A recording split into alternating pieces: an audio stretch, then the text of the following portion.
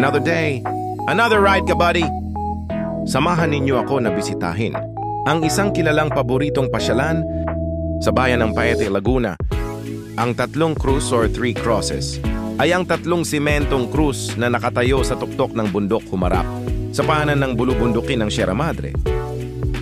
Ayon sa mga taga rito, ang tatlong krus ay itinayo bilang pag-alaala sa tatlong pare na namatay noong panahon ng mga Hapon at inilibing sa tuktok ng bundok.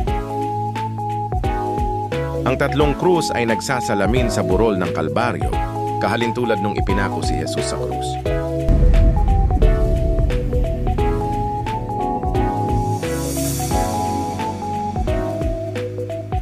Tuwing Semana Santa, parte ng tradisyon ng mga lokal na umakyat ng bundok bilang pagpapakita ng panata, debosyon at penitensya. Ang lugar na ito din ay kilala at popular na pinupuntahan ng mga motorista, hiker at cyclists dahil ito ay mayroong panoramic view ng bayan ng Paete at Laguna de Bay.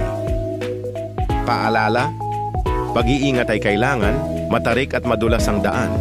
Siguraduhin i-check ang brake para always ride safe ka, buddy.